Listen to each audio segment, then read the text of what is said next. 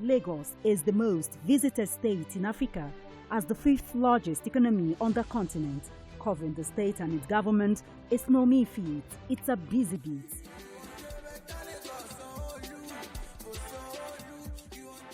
We go beyond the cutting of tapes to traveling far into the deep.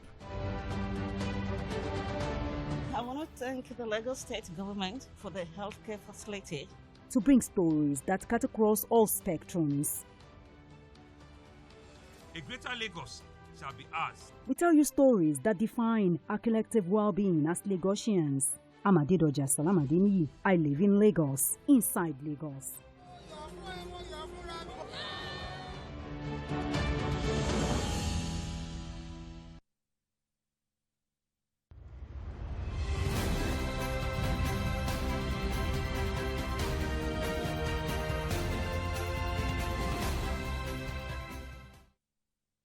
It is Marketing Edge on TV, Nigeria's leading initiative in the business of brand management and the management of brand business.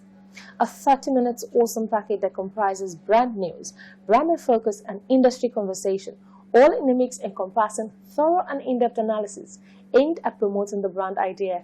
I am Oluwabukola Omani. Welcome to the program. Marketing Edge on TV, promoting the brand idea.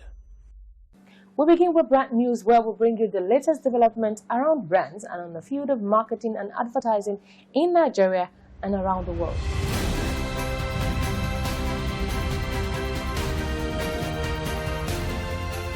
Now on brand news.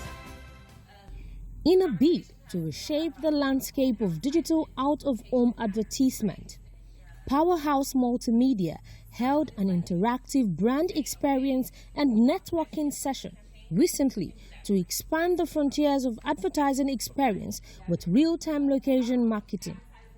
The event, which held at the prestigious Radisson Blu Ikeja GRA Lagos, was an opportunity to showcase its cutting-edge digital LED tricycles designed for maximum visibility and innovative solutions to clients. Daniel Ibrahim, the CEO of Powerhouse Multimedia, says the agency is at the forefront of providing the industry with innovative vehicles to engage consumers at crucial purchase points throughout their day, providing a unique and impactful advertising experience. We currently service the Lagos area in Acacia, Surulere, and Victoria Island with LED mobile billboards. And we are also giving brands the chance to experience what it is to take their audience mobile. We like to say, let's mobilize your audience. The business itself, we've started, we're a family-owned business. Tonight we have been able to give people a brand experience in the sense of what they can do with our trucks. We believe as a brand that mobile billboard engagement will be able to extend, it's an extension of whatever it is that you have running for you. You can engage a mobile billboard for your outdoor events, your indoor sampling, your concerts, your conferences, your exhibitions. Airtel Africa, Intent AI, and FunU have hosted a groundbreaking event with the theme AI Art Talks, exploring AI in digital advertising. Recently held in Kantar, Lagos, the event brought together a diverse audience of marketers, corporates, media owners, professionals, brand and strategic marketing leads, showcasing the latest advancements in digital advertising technology and strategies. Anthony Shina, Group Chief Commercial Officer of Airtel Africa, emphasized the role of Airtel's first-party data in enhancing the platform's capabilities, underscoring Airtel's commitment to innovation and customer-centric solutions. He added that advertising is evolving and shifts in data policies are presenting new challenges, reaffirming that Airtel Ads is a game-changer, offering a unified solution across data sets and reaching a precisely segmented audience, unrestricted by category or budgets. Global experiential marketing haven't recovered fully from the devastating impact of the pandemic. The sector is currently projected to reach $57.273 billion in 2028. According to data analysis made available by Business Research Insights, the growth represents a calculated annual growth rate of 3.16% during the forecast period. Though the global experiential marketing service market size was $47.527 billion in 2021, the projection indicated that COVID-19 had been the primary driver of the experiential marketing service market expansion and uptake among consumers all over the globe. The Cinema Exhibition Association of Nigeria, CEAN, announced that it generated almost 50% more in revenue on a year-on-year basis, which is a commendable financial performance to start the year. The national president of CEAN, Okpeyemi Ajayi, stated that in the month of January 2024, the Nigerian cinemas generated a revenue of 1.2 billion naira across the country, which on a year-on-year basis is 46.5% increase when compared to 819 million naira recorded in January 2023. Ajayi revealed that the total viewership during this period marked an attendance of 322,833, as the body recorded a total sales of over $1 billion. Generating a revenue of 7.35 billion with 2,606,809 admissions across cinemas in 2023. Making a comparative analysis between 2022 and 2023, he revealed that 2023 recorded the highest December gross box office of 1.6 billion naira and a significant increase in admissions of 467,985 compared to December 2022, which had 384,435. As a tribe called Judah became the highest grossing film of all time in the territory. That was brand news. Next is Branding Focus right after the break. Where is Glory? Excuse me, ma'am. Hello? Where Glow now? I dare here. Glow don't go village. Tell all our customer abi. Everybody pay attention. See, now Glow berekete 10x. Now him I they take tension my customers. Now they dash me 10 times the credits when I load. Or even summer me double data join. Yeah. Wait, so with 1.5 when they give on the boss, so you then enjoy up to 15,000 naira credit and data. And I say I never finish you. See, when I say if we enjoy, if we not join Glow berekete 10x, when I go get 1,000 naira welcome credits. Finish. Glow, you don't win. Una see they here. Hello, please, I'm looking for Glow. Please save now Glow we they find. Now Glow we they go. Okay, so enjoy 10 times the value of your recharge on Glow berekete 10x. You also get 1,000 naira for calls and data and double data bonus on your subscription. Marketing Edge on TV, promoting the bright idea.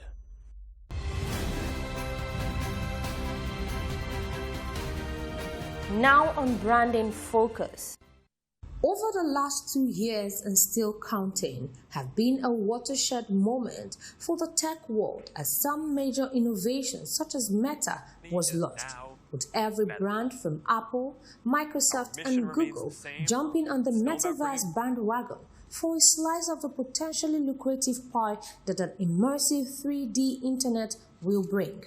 Thereafter, OpenAI broke the generative AI mold with the launch of ChatGPT, a new breed of chatbot with an uncanny ability to generate near-perfect human-like text. The fundamental questions and widespread debate within the business and marketing circle is, what do all this mean for the future of business and marketing? More importantly, where should marketers and businesses be edging their bets? What are the potentials of metaverse and AI on brands? When metaverse appeared on the scene, every brand and business wanted in. With its non-fungible tokens, wearables and avatars, it had brands clamoring to offer their audiences an absolutely out-of-this-world experience. It promises immersive experience where there are avatars and games, wearables and digital tokens, especially to Gen Zs and the millennials who grew up playing online games. Games with rich imagery and fantasy, which makes them the perfect passengers to take on a trip to the metaverse. However, AI is a different ballgame altogether. It has been said that AI will completely transform and drive marketing. Where there is a lot of data and a great need for personalization, AI can help shape better customer experiences and enable better predictability of outcomes. What's more, AI can do wonders with segmentation by splitting customers into various groups based on specific characteristics, gender, age, income level, interest, and a zillion other criteria. It can power the mapping of what will work with whom. In fact, AI can enable brands to connect with millions of prospects with 100 different variations of marketing messages and help them track and measure their effectiveness almost instantly. AI powers creativity with regards to design and content. Welcome back. Next is Industry Conversation, where we have discussions with industry thought leaders who have distinguished themselves in the business of brand management and the management of brand business. Today we'll be having the concluding part of our conversation with the CEO of Kantar Insight Division, South Africa, Ivan MOROKE. Join me after the break. Hello, my bro. Man, the road is so heavy here, and there's so much traffic. I think we should go spawn, huh? Not a chance. Aisha. We don't quit, guys. I'll be there. Done.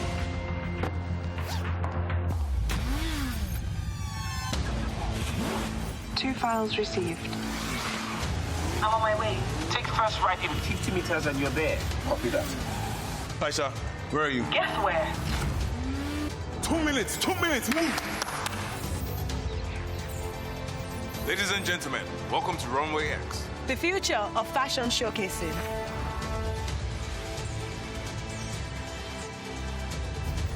Very impressive. How did you pull that off? With Nigeria's top tech talents. And Globe? Power your relentless ambition with ultra-high-speed data. Glow with pride. Marketing Edge on TV, promoting the bright idea.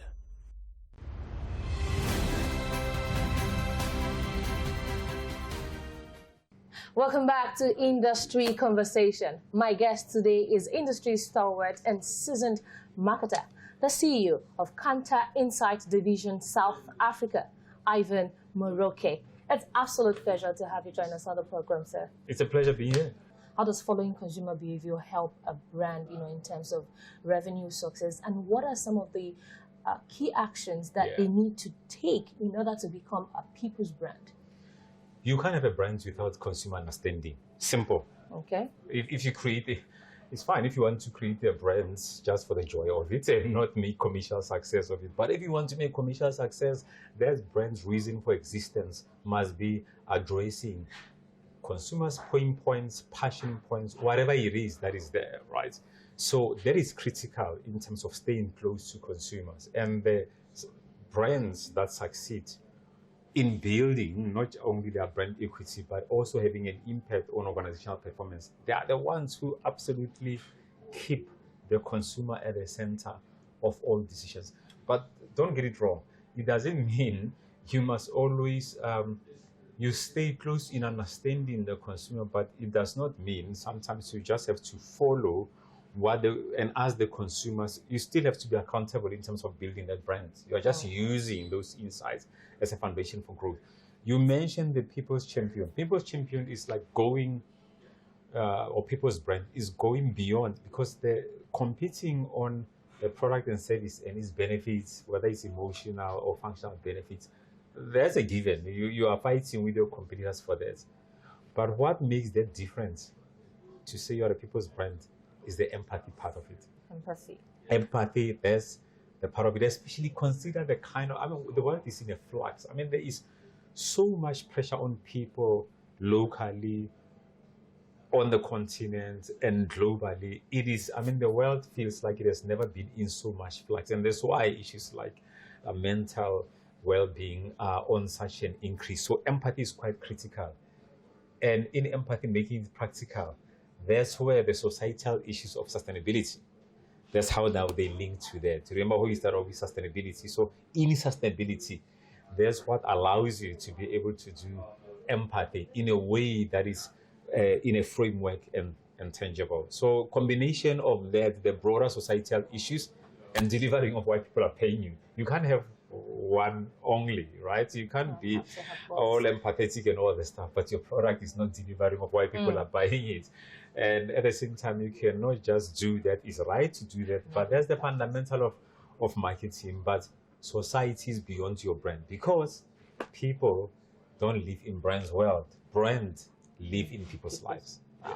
Okay, great. So let's talk about AI. Yes. It's no doubt that it's a powerful tool, and some people are scared of it because, because of the rumor about job loss. Yes. Now, how do you think marketers can leverage AI, and what do you think, how can they combine it with customer and brand experience, yes, in order to influence the customer's experience or the customer's journey? Good question. Let's start off with the fears. The fears are valid. And if you think about it, technology throughout the years, every time there's advancement in technology, it will, and it has impacted jobs. I think that's anybody who says otherwise is not being truthful. However, the benefits far outweigh the fears that happens, including the jobs. Not only many technologies create new sectors, new jobs that were not even there, not even thinking about it.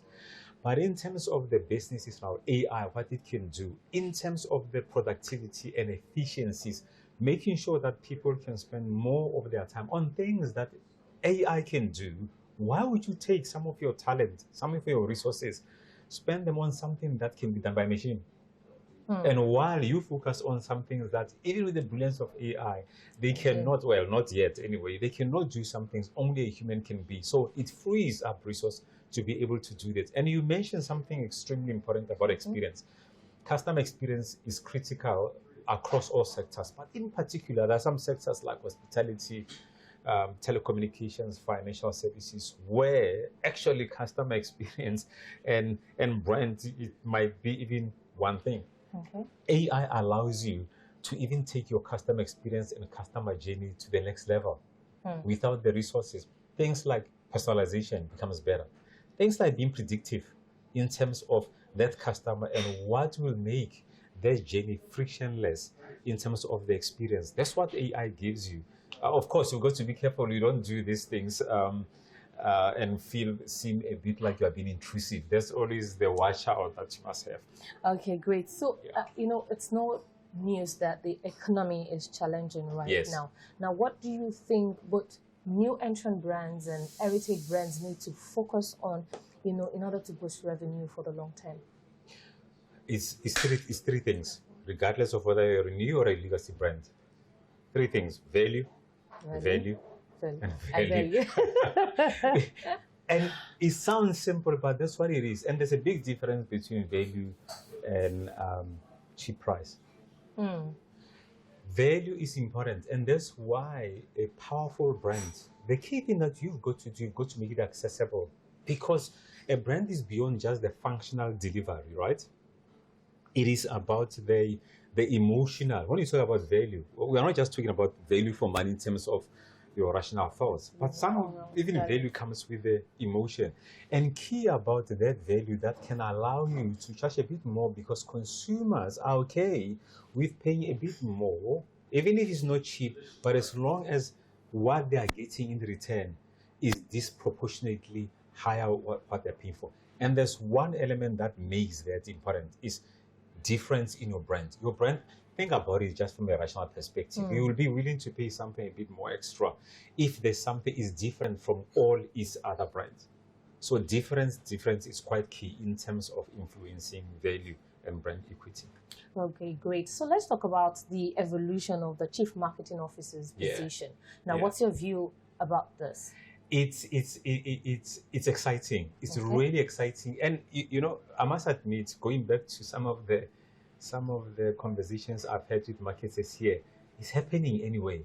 Where unlike in the past, maybe chief marketing officers were far much more focused on the comms and the brand building from the comms and the creative and all that. But the demand is, that's why many companies are changing the title of chief marketing officer, like chief growth officer is one of them, chief customer officer. Where to say it's not just about the communication and the creative part of it. What is far much more important is more about all the touch points of a customer. There's some things, and they might not be the most exciting, fun things about marketing, like the ads that you see. It's like pricing. It's like your distribution. It's the product itself and the product formulation. And sometimes those things might not be under your remit, but you must influence them. Because I know businesses are in silos, and you at the customer at the center, the power of the chief marketing officer is linking everything to the customer across the different divisions. So it's a challenging but an exciting time to be a chief marketing officer. I can only imagine. So let's talk about Kantar. Yes. Now, how does Kantar play in today's marketing data ecosystem?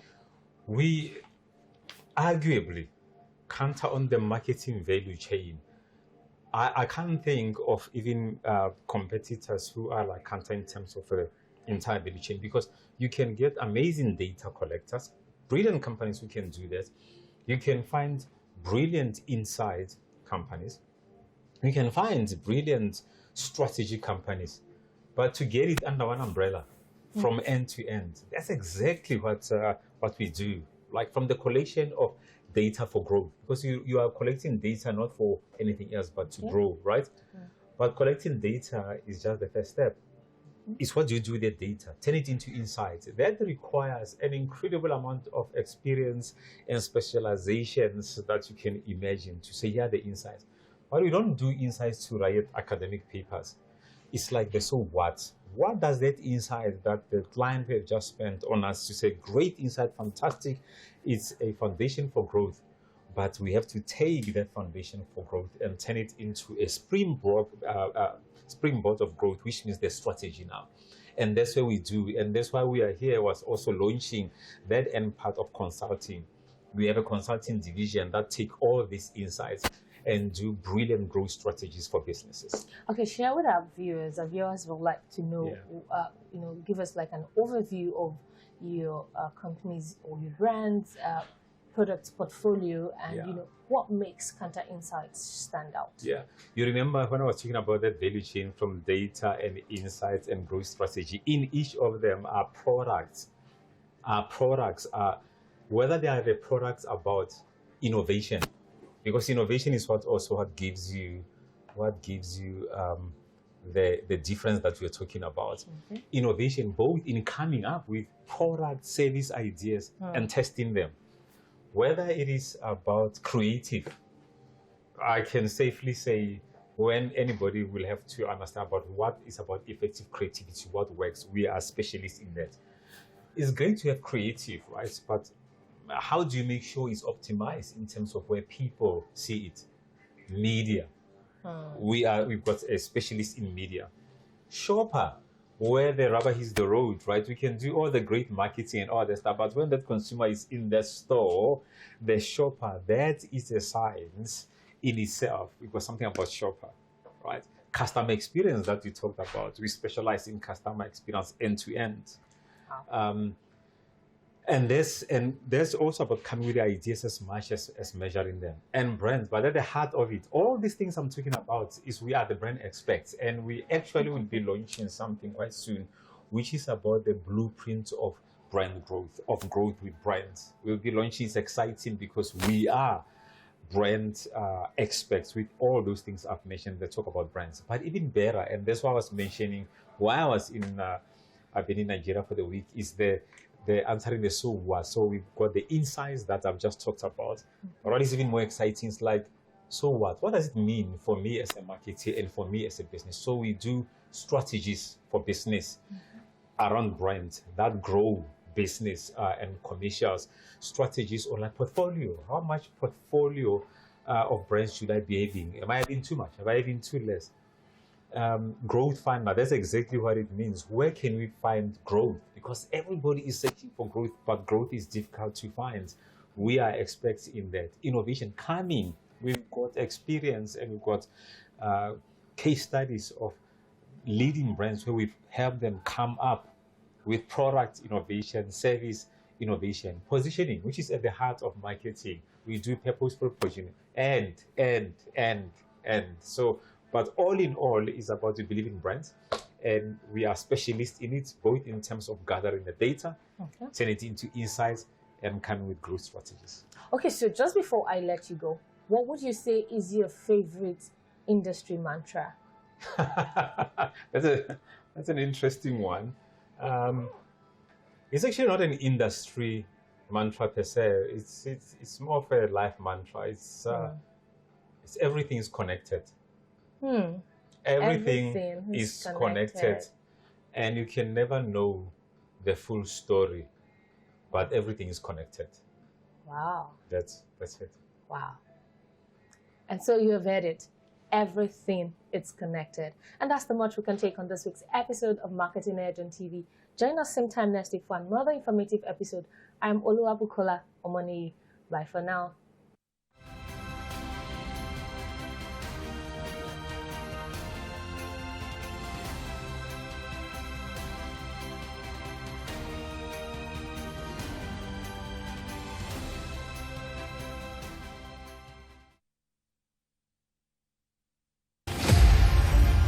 Martin Luther King Jr. was born in Atlanta, Georgia, January 15, 1929. The son of a Baptist minister, King received a doctorate degree in theology and in 1955 helped organize the first major protest of the African-American civil rights movement, the successful Montgomery bus boycott. King participated in and led marches for the right to vote, desegregation, labor rights, and other civil rights. He advocated civil disobedience and nonviolent opposition against segregation in the South, influenced by Mahatma Gandhi. The peaceful protests he led throughout the American South were often met with violence. Nonetheless, Dr. King and his supporters were persistent and the movement gained momentum. Dr. King was a powerful orator. He appealed to Christian and American ideals and won growing support from the federal government and Northern White. In 1963, Bayard Rustin and A. Philip Randolph led the massive march on Washington for jobs and freedom. The event's grand finale was King's famous I Have a Dream speech. 250,000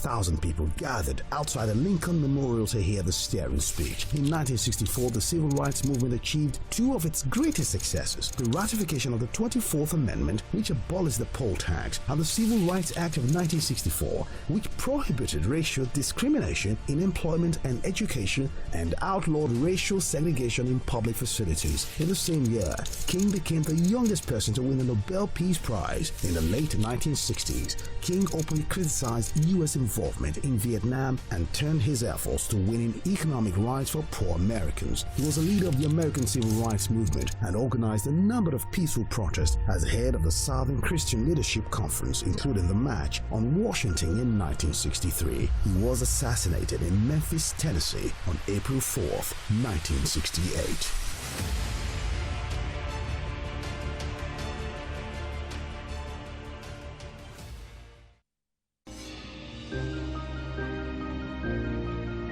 Sometimes it's the story that calls. At other times, the people just want to be heard. School, I need students, but I need teacher. Can't continue like this. Their voices re-echoing through time itself. We haven't done anything. If the tide is high, everybody run for safety. Their tears leave a sweet, sour taste for all their demands. A familiar call beckoning for change. In our world, no one expects a disaster to happen. But when it does, we'll be there to x-ray all sides, from the east to the west, north and south. Community Forum will examine the oddities and challenges to economic development, as well as issues yearning for government intervention. Watch fresh episodes of Community Forum on Sundays by 9:30 p.m. only on TVC News. At TVC News, wherever the big news story is happening, we're geared up to break it. TVC News, first with breaking news.